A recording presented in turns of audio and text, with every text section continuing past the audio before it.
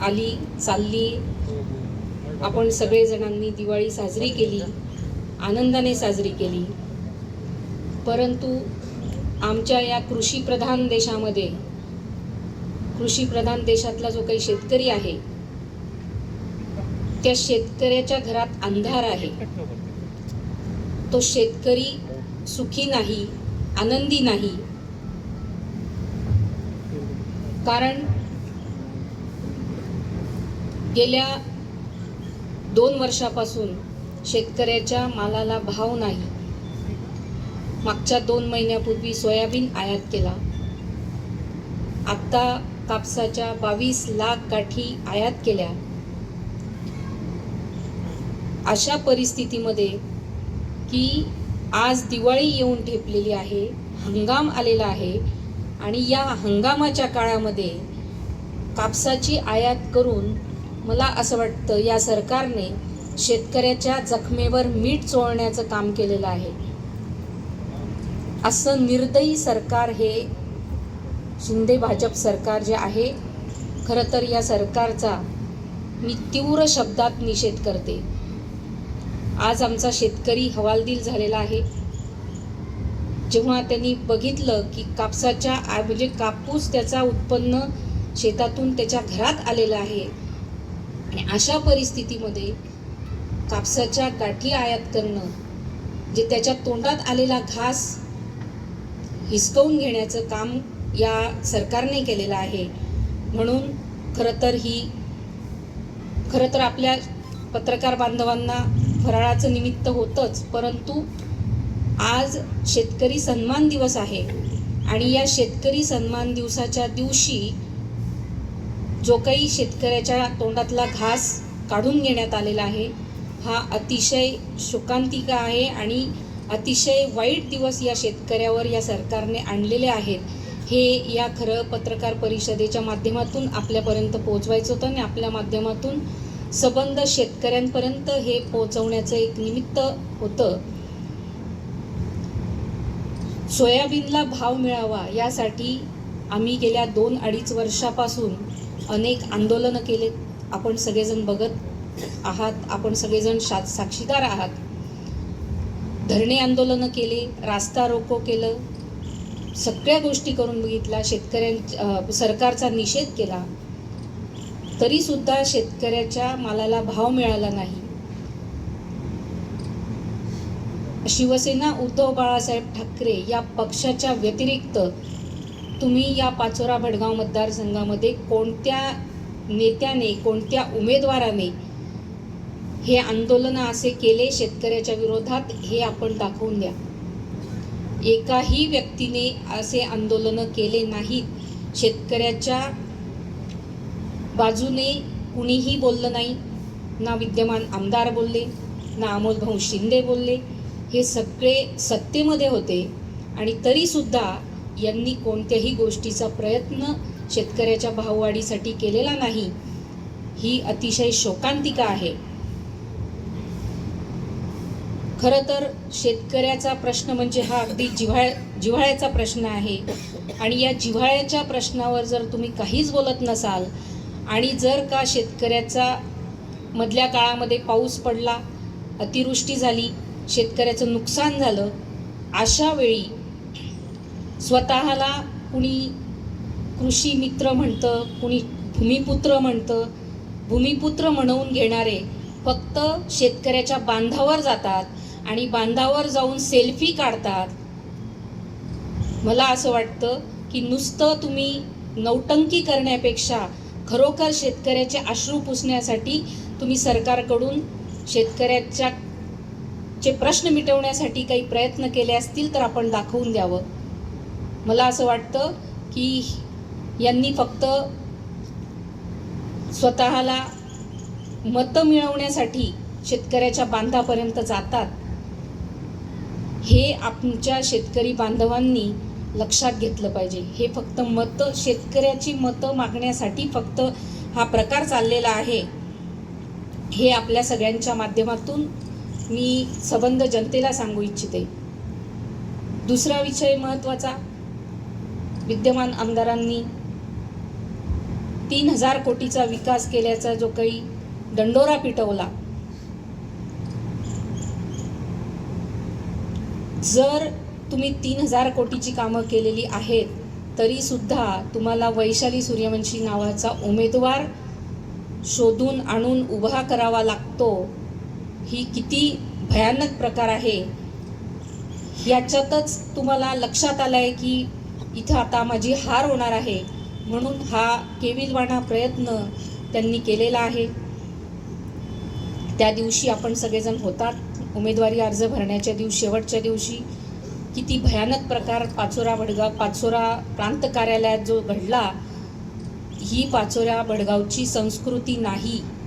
2 गटांमध्ये ज्या पद्धतीने मारामाऱ्या झाल्या, ज्या पद्धतीने गुंडगिरी झाली, ती गुंडगिरी या पाचोरा बडगाव मतदारसंघामधून संपवण्यासाठी सगळ्या चांगल्या लोकांना, चांगल्या विचाराच्या लोकांना एकत्र येणं गरजेचं आहे.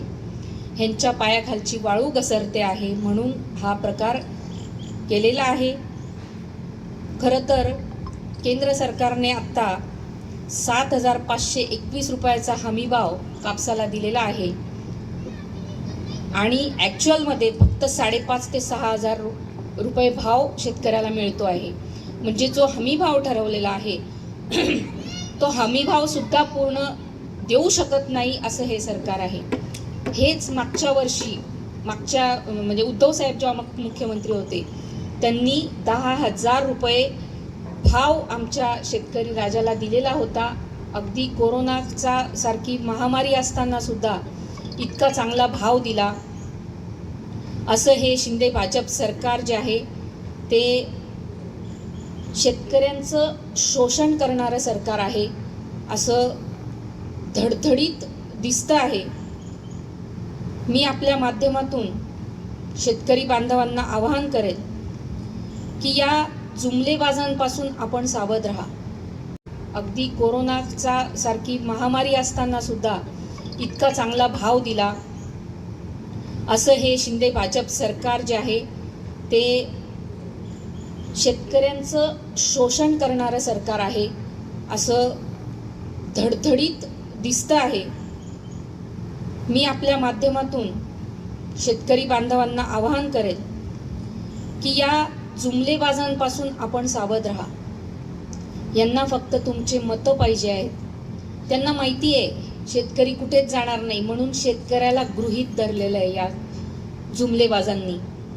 यांना मतदान करायचंच आहे असं गृहीत धरून टाकलंय शेतकऱ्याला. शेतकऱ्याला महत्त्व दिलं जात नाही म्हणून आज शेतकऱ्याने अगदी जागे होणं गरजेचं आहे आणि या सरकारला तडीपार करण्याशिवाय पर्याय नाही.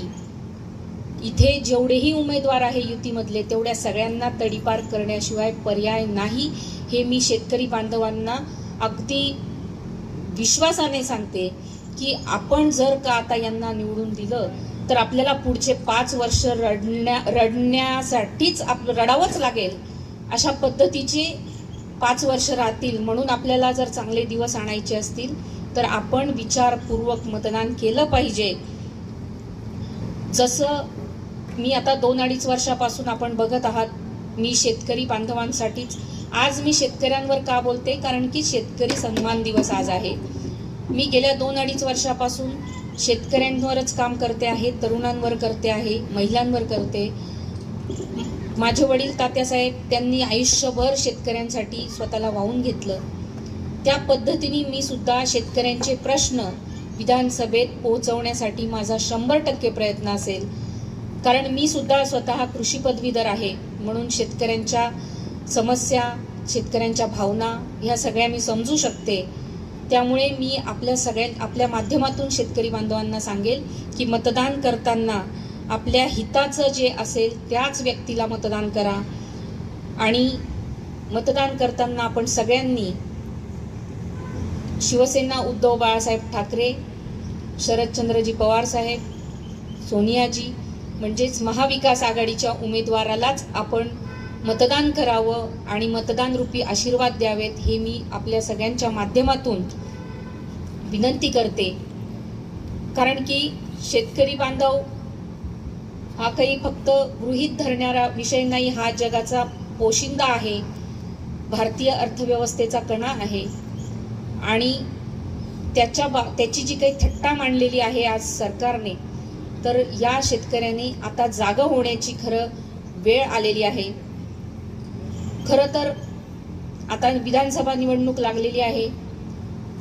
हे समोरचे जे काही उमेदवार आहेत, हे तुमच्या गावामध्ये आल्यानंतर मला असं वाटतं त्यांना गावात घुसल्याबरोबर जाब विचारा. गावात घुसताना जाब विचारा की मागच्या 2-2.5-3 वर्षापासून आम्ही कापसासाठी भाव मागतोय, सोयाबीनसाठी भाव मागतोय. तुम्ही त्याच्यासाठी काय केलं? तुम्ही सत्तेत होतात, तुम्ही कधी आवाज उठवला का? तुम्ही कधी जाऊन प्रयत्न केला का? ह्या गोष्टीचा तुम्ही प्रत्येक उमेदवाराला जाब विचारला पाहिजे. की मी शेतकरी बांधवांना मी विनंती करते की आपण सगळ्यांनी, पुनश्च एकदा सांगते की आपण सगळ्यांनी मतदान करताना व्यवस्थित विचार करावा. केंद्राची निवडणूक आपल्या हातून गेलेली आहे, परंतु राज्यात चांगले दिवस आणायचे असतील तर आपल्याला महाविकास आघाडीशिवाय पर्याय नाही, ही मी आपल्या माध्यमातून सगळ्या नागरिकांना विनंती करते. आणि आज पाडवा आहे. सबंध या पाचोरा बेळगाव मतदारसंघातील सर्व जनतेला, माता भगिनी बांधवांना, तरुणांना मी दिवाळीच्या मनापासून शुभेच्छा देते. आणि आपल्या आयुष्यातला जो काही अंधार आहे तो अंधार मिटून या नवीन वर्षात आपल्या आयुष्यामध्ये भरभराटी, आनंद आणि आरोग्यमय जावं, ही मी विनंती, ही परमेश्वराजवळ मी प्रार्थना करते आणि इथेच थांबते. धन्यवाद. जय हिंद, जय महाराष्ट्र.